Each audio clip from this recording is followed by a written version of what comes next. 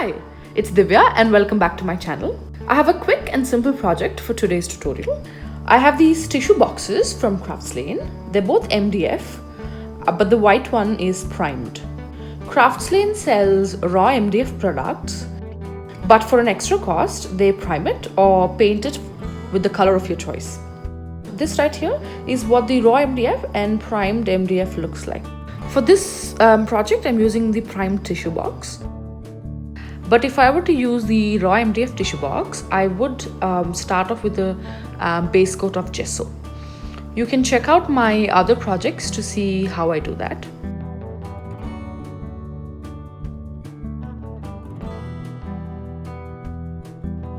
I have chosen a napkin and I'll tear it down into long strips.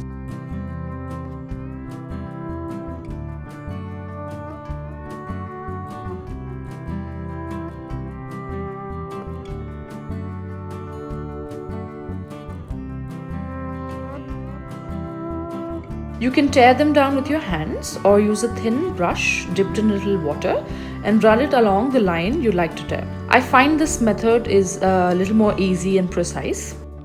Whichever method you use, make sure that you're tearing the napkin and not using the scissors. A pair of scissors will leave a sharp edge. It will give you a precise cut, but it'll leave a sharp edge, and that's difficult to blend. I definitely like tearing my napkins either with my hand or a brush.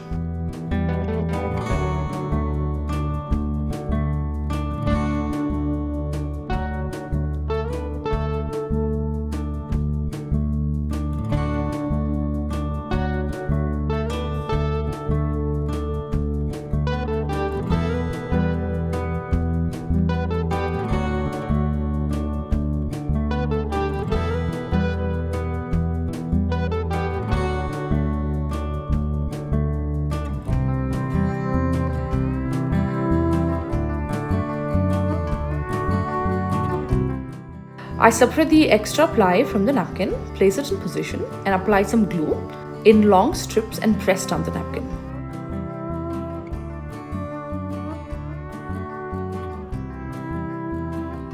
The glue I'm using is acrylic gel medium.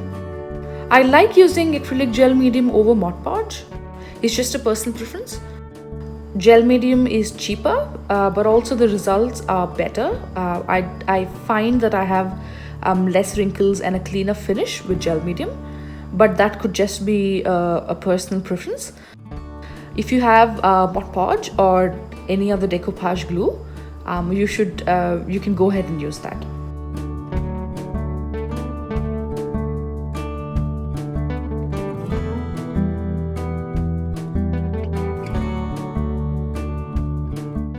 And as always, I will leave the links to all the supplies that I've used in the project today. Like I've said before, sometimes I shop locally. I might not be able to give you the exact link to that product, but I will make sure to leave you a link of something similar that you can shop online.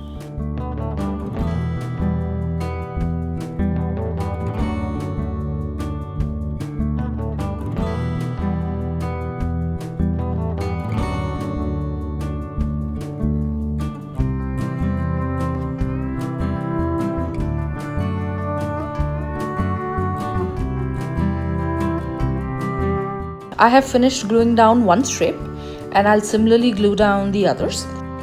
I don't like to overlap my tissues. If I were using multiple pieces, I place them as close to each other as possible, and if they're looking nice, I leave it as it is. But sometimes I might need to touch it up with a little bit of paint. But I definitely make sure that I don't overlap these tissues. Once I've finished gluing down all the tissue, I'll go over it with the same glue. Sealing it from the top. I haven't shown it here, but if you check out my other videos, you will see me doing that in detail.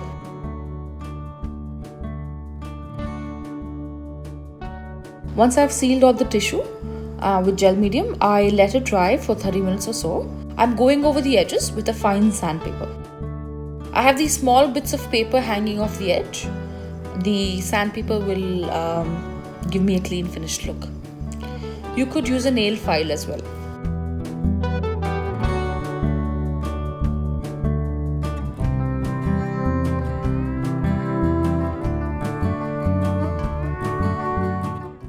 So the decoupage bit on the bottom is done. I will move on to painting the lid. I start off by rubbing a piece of candle lightly over some areas. This will help me easily distress with a sandpaper later. This is optional and you can totally skip it.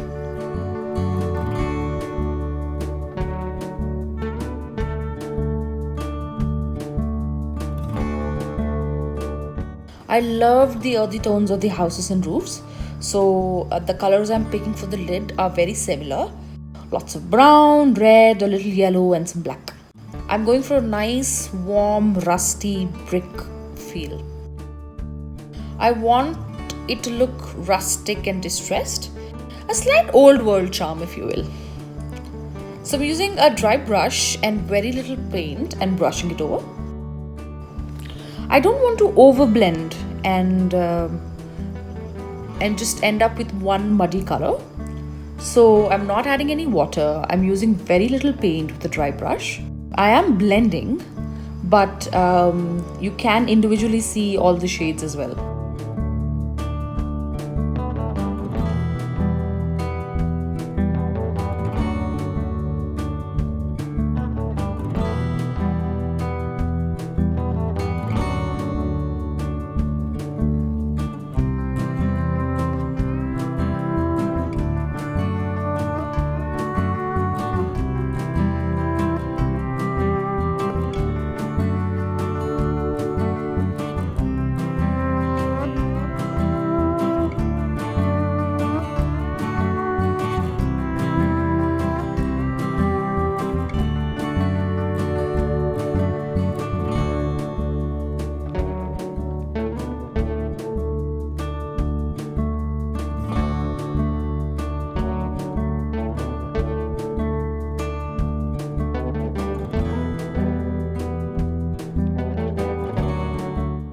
Once I'm done painting, I take a fine sandpaper and gently run it along the edges and over the lid. This will peel some of that paint back and will let some of that white peek through. Remember the candle I used in the very beginning? The paint that are over the areas where I rubbed the candle will come off easily. But I think honestly, even without that candle step, I think it would more or less look the same because I'm distressing very, very lightly. I'll put the lid aside, and since I have my paints and brushes out, I'm touching up some of the areas in the decoupage bit.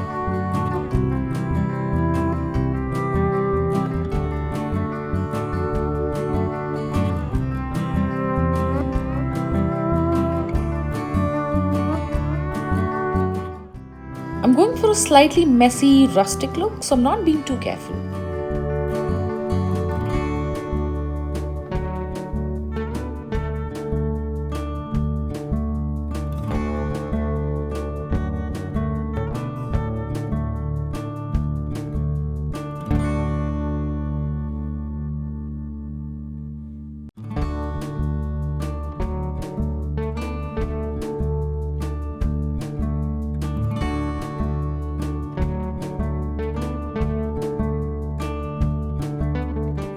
I generally like to add the stamp of my brand at the bottom of the project. I'll share a link of where I got these made.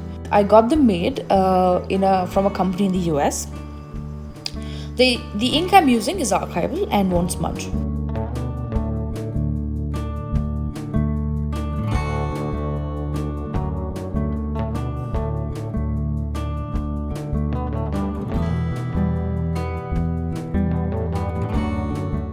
The last step is varnish.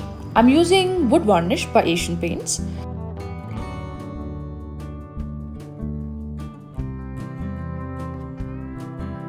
I dilute it a little with water and apply it on all sides.